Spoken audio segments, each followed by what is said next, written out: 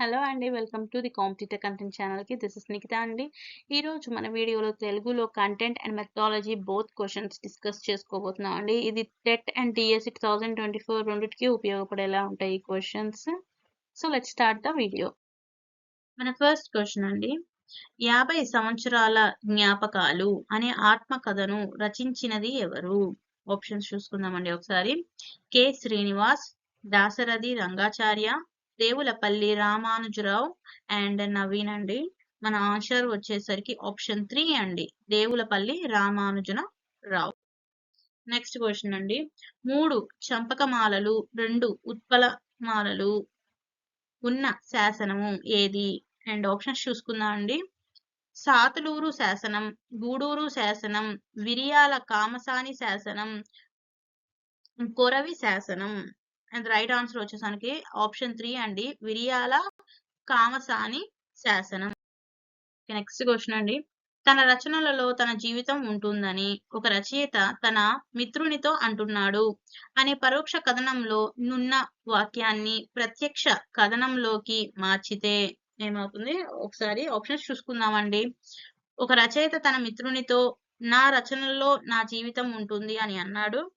తన రచనల్లో నా జీవితం ఉంటుంది అని ఒక రచయిత తన మిత్రునితో అన్నాడు. ఒక రచయిత తన మిత్రునితో నీ రచనలలో నీ జీవితం ఉంటుంది అని అన్నాడు. రైట్ ఆన్సర్ ఈజ్ అండి ఆప్షన్ 1 అండి. ఒక రచయిత తన మిత్రునితో నా రచనలలో నా జీవితం ఉంటుంది అని అన్నాడు. Option 1 is right. Next question అండి. కథానిక అనే మాటను మొదట ప్రతిపాదించిన వారు ఎవరు? ఆప్షన్స్ చూద్దామండి. Gurajada, Cinare, Hanumacchastri, next Kundurti. The right answer is Hanumacchastri మాట. Option 3 is the right answer. నవలను వచన ప్రబంధంగా నవీన ప్రబంధంగా పేర్కొన్నది ఎవరు? అండ్ ఆప్షన్స్ చూసుకుందామండి. కందుకూరి, గోపాలకృష్ణమ్మ శెట్టి, గురజాడ, పైవారెవరు కాదు. And the right answer is option 2 అండి, Gopalakrishnamma Shetty is the right answer. Next question. బెంచీపై నిలబడు అను వాక్యం ఏ వాక్యం అండి? ఒకసారి ఆప్షన్స్ చూసుకుందాం మనం. క్రియా ప్రాధాన్య వాక్యం, ప్రశ్నార్థక వాక్యం, విద్యార్థక వాక్యం అండ్ నిషేధార్థక వాక్యం. అండ్ ద రైట్ ఆన్సర్ వచ్చేసరికి మనకి ఇక్కడ విద్యార్థక వాక్యం అండి. Option 3 is the right answer. Next question. పిల్లలు సముద్ర తీరాన ఆడుకుంటూ ఇసుకల్లో ఇల్లు కట్టుకుంటున్నారు. ఇది ఏ వాక్యం?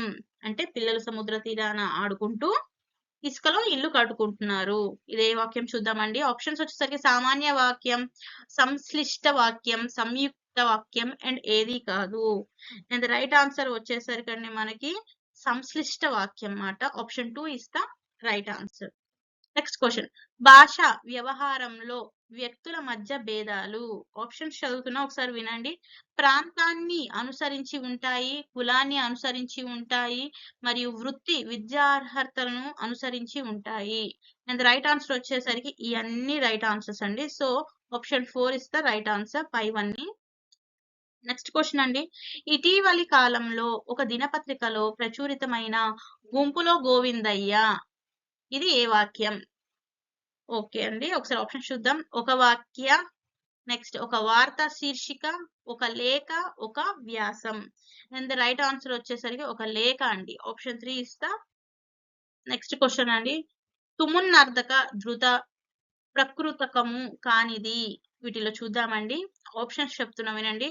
కొట్టగన్, కొట్టన్, చేసినన్. నెక్స్ట్ ఆప్షన్ 4 వచ్చేసరికి 1 మరియు 2 అండి. సో ఇక్కడ రైట్ ఆన్సర్ వచ్చేసరికి ఆప్షన్ 3 అండి, చేసినన్నమాట. Next question. ప్రళయము నాకు నానా అర్థము కానిది. వీటిలో నానా అర్థం కానిది ఏమిటి ప్రళయముకి? ఆప్షన్స్ చూడండి. కల్పాంతము, మృత్యువు, అపాయము, సఖ్యము. అండ్ రైట్ ఆన్సర్ వచ్చేసరికి సఖ్యము అండి. ఇవి అన్ని ఒకటే, మిగిలిన 3 ఒకటే మీనింగ్ ఇస్తుంది. సఖ్యము ఒకటి విడిగా ఉంది కాబట్టి ప్రళయముకు నానార్థం కానిది ఏంటంటే సఖ్యము. Next one. 1937లో వ్యవహారికాన్ని పత్రికా భాషగా తొలతగా ప్రవేశపెట్టిన పత్రిక ఏది? ఆప్షన్స్ చూడండి. Janavani, Hitabodhini, Sujana Ranjani Bharati. And right answer వచ్చేసరికి మనకి జనవాణి అండి. కొద్దిగా తెలుగులో ఏమైనా మిస్టేక్స్ వస్తే ఇగ్నోర్ చేయండి. నెక్స్ట్ క్వశ్చన్, క్రింది వాణిలో షష్ఠి విభక్తి ప్రత్యయం ఏది? ఒకసారి నేను ఆప్షన్ చదువుతున్నాను చూడండి. వలన, నున్, పు, లోపల. అండ్ రైట్ ఆన్సర్ వచ్చేసరికి ఆప్షన్ 3 అండి, పు మాట. ఓకే. నెక్స్ట్ క్వశ్చన్, ముఖ్యమైంది అని సూచించే గుర్తు ఏది? ముఖ్యమైనదని సూచించే గుర్తు ఏది? ఆప్షన్ చూడండి. నక్షత్ర చిహ్నం, ఉల్లేఖన చిహ్నం, బంధన చిహ్నం, ఛేద చిహ్నం. అండ్ రైట్ ఆన్సర్ ఇస్ నక్షత్ర చిహ్నం. అంటే మనం ఇంపార్టెంట్ క్వశ్చన్స్ కి స్టార్ మార్క్ పెట్టుకుంటాం కదండి, అది. నెక్స్ట్ క్వశ్చన్, మానసికాఘాతం విడదీయండి. దేన్ని విడదీయండి అని ఇచ్చారు. మానసిక ప్లస్ ఘాతం, మానసిక ప్లస్ అఘాతం, మానసి ప్లస్ ఖఘాతం. నెక్స్ట్ పైవేవి కాదు మాట. సో ఈ ఆప్షన్ ఏది అనేది కరెక్ట్? మీరు కామెంట్ సెక్షన్ లో కామెంట్ చేయండి ఏ ఆప్షన్ అనేది రైట్ ఆన్సర్. మానసిక ఘాతం ని విడదీయాలన్నమాట. నెక్స్ట్, గృహ ప్రవేశము ఏ సమాసం? ఒకసారి ఆప్షన్స్ ఇస్తున్నా చూడండి. షష్ఠి తత్పురుష సమాసం, సప్తమి తత్పురుష సమాసం, నెక్స్ట్ చతుర్థి తత్పురుష సమాసం, తృతీయ తత్పురుష సమాసం. అండ్ మనకి రైట్ ఆన్సర్ వచ్చేసరికి ఇక్కడ సప్తమి తత్పురుష సమాసం అండి, గృహ ప్రవేశం. నెక్స్ట్, మావహంబు, గమత్త కోకిల, మండ్రు, దీనిక, విశ్వరూల్. ఇది ఏ పద్యపాదం? ఒకసారి ఆప్షన్స్ ఇస్తున్నా చూడండి. ఉత్పలమాల, చంపకమాల, శార్దూలము, మత్త కోకిల. అండ్ రైట్ ఆన్సర్ మనకు వచ్చేసరికి మత్త కోకిల అండి. Option 4 is the right answer. Next ఇక్కడ నుంచి మనకి తెలుగు మెథడాలజీ క్వశ్చన్స్ అండి, బోధన పద్ధతి తెలుగు. ఓకే, క్వశ్చన్ చూద్దామండి. ఉపకరణం విషయ చిత్రీకరణకు, విషయానికి సరైన వ్యాఖ్యానికి, తొందరగా తేలిగ్గా విషయాన్ని అర్థం చేసుకోవడానికి, శాశ్వతమైన అవగాహనకు ఉపయోగపడుతుందని నిర్వచించింది ఎవరు? వీరిలో ఎవరు చెప్పారు? Abdul Kalam, Humayun Kabir, Fakhruddin Ali Ahmed, Zakir Hussain. And the right answer వచ్చేసరికి హుమాయూన్ కబీర్ అండి. Option 2 is the right answer. Next question, అభ్యాసన అనుభవాలను వృద్ధి చేసే పద్ధతులు ఎన్ని? ఆప్షన్ చూద్దామండి. 2, 3, 4, 5. అండ్ రైట్ ఆన్సర్ వచ్చేసరికి 2 అండి. Option 1 is the right answer. Next, market pen ఈ బిల్ పై ఉపయోగిస్తారు. ఒకసారి ఆప్షన్ చూద్దామండి. నల్ల బల్ల, తెల్ల బోర్డు, జేగురు రంగు బోర్డు, ఆకుపచ్చ రంగు బోర్డు. అండ్ రైట్ ఆన్సర్ వచ్చేసరికి తెల్ల బోర్డు అండి, మార్కర్ పెన్ మాట, అంటే మార్కర్ పెన్. నెక్స్ట్, లక్ష్య భారత్వ పట్టిక యందు జ్ఞానం యొక్క మార్కులు శాతం ఎంత? ఆప్షన్స్ చూద్దామండి. 32%, 28%, 40% అండ్ 10% అండి. అండ్ ఆప్షన్స్ వచ్చేసరికి మనకి ఆప్షన్ 1 అండి, 32% మాట. లక్ష్య భారత్వ పట్టిక యందు జ్ఞానం యొక్క మార్కులు మాట. నెక్స్ట్ క్వశ్చన్ అండి, ఈ పద్ధతిలో ఉపాధ్యాయుడు చురుకుగాను, విద్యార్థులు స్తంభంగాను ఉంటారు. అది ఏ పద్ధతి? ఆప్షన్స్ అండి. ఖండ పద్ధతి, పూర్ణ పద్ధతి, ప్రతిపార్థ పద్ధతి అండ్ తాత్పర్య పద్ధతి.